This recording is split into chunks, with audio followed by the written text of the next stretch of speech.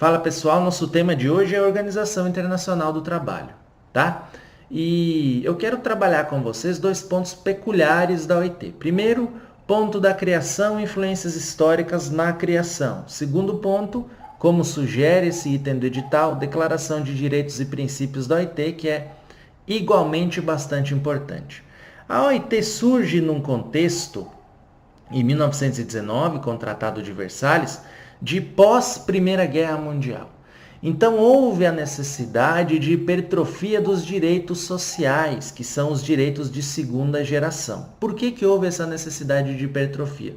Porque tivemos, na verdade, à época, resquícios históricos da Revolução Industrial que já discutimos aqui, da quebra da Bolsa de Nova York e da crise americana do final do século XVIII, início do século XIX, enfim.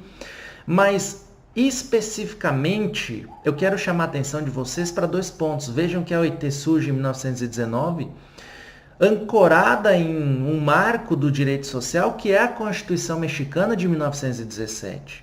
E aí vem a Constituição Alemã, a Constituição de Weimar, de 1919, também seguindo essa linha de tutela dos direitos sociais. No entanto, logo depois, pouco mais de 10 anos depois, inicia a Segunda Guerra Mundial. Qual é o problema que nós temos com a OIT? Suspensão da produção legislativa ou da atuação por parte da Organização Internacional do Trabalho. Encerra-se esse ciclo da Segunda Guerra Mundial, Declaração dos Direitos do Homem de 1948, hipertrofia-se assim novamente a atuação da OIT. Tá? É justamente nesse contexto que a OIT vem trabalhar. E aí tem uma questão bastante interessante aqui, bastante legal. Declaração dos Direitos e Princípios da OIT, uma declaração de 1998. E esse problema, vejam só, ele sempre cai na prova do Ministério Público do Trabalho. Sempre cai. Sempre perguntam, ou não faz parte da Declaração dos Direitos e Princípios da OIT. E aí lá na Declaração de Direitos e Princípios da OIT, no artigo ou no item 2, a linhas A a D, que trata das core obligations, nós temos 4. Liberdade sindical e o reconhecimento efetivo do direito de negociação coletiva, eliminação de todas as formas de trabalho forçado ou obrigatório, abolição efetiva do trabalho infantil e eliminação de discriminação em matéria de emprego e ocupação. E aí o MPT traz essa questão e eles colocam lá, tutela do meio ambiente de trabalho. E aí o candidato olha e fala assim, não é possível que tutela do meio ambiente de trabalho não é uma obrigação principal da organização do trabalho, não é uma core obligation da OIT. Não é possível que não seja, né?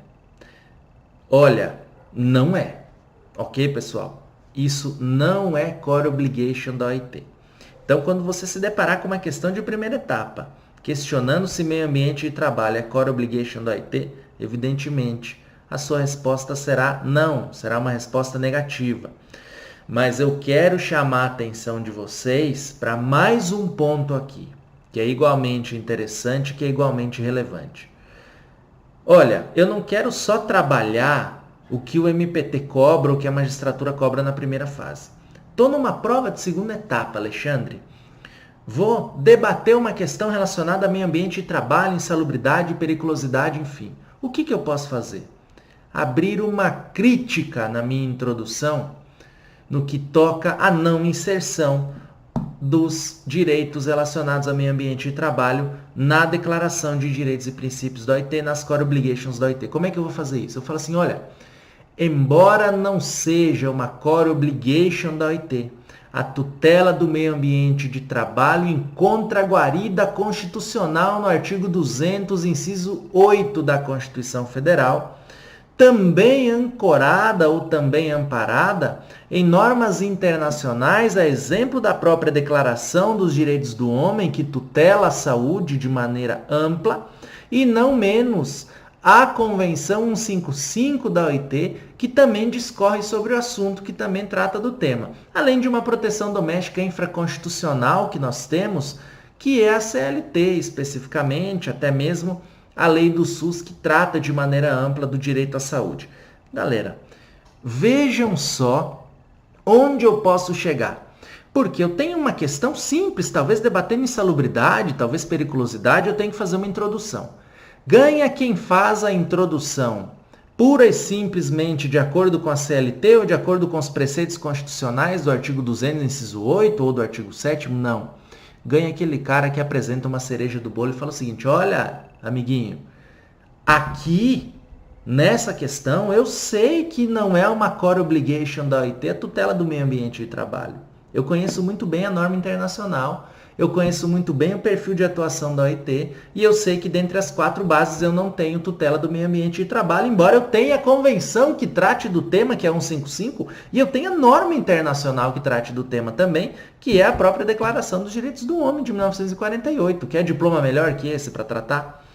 Então vejam só, como eu devo ter o feeling de trabalhar questões na minha segunda etapa. Buscar elementos periféricos para preencher o meu assunto. Buscar elementos periféricos para enriquecer meu texto, para enriquecer a minha questão, para enriquecer o problema que eu tenho que tratar. Eu devo necessariamente fazer isso. A minha alternativa, a minha saída é justamente essa. É o caminho que eu preciso seguir. É o caminho que eu preciso andar, é o caminho que eu preciso direcionar para minha aprovação. Melhor passar com 8 do que passar com 6. Então, se eu posso apresentar um elemento diferenciador, é evidentemente que eu vou buscar esse elemento diferenciador, como dei o exemplo aqui a vocês. Valeu, galera! Seguiremos em breve com novas aulas. Um abraço.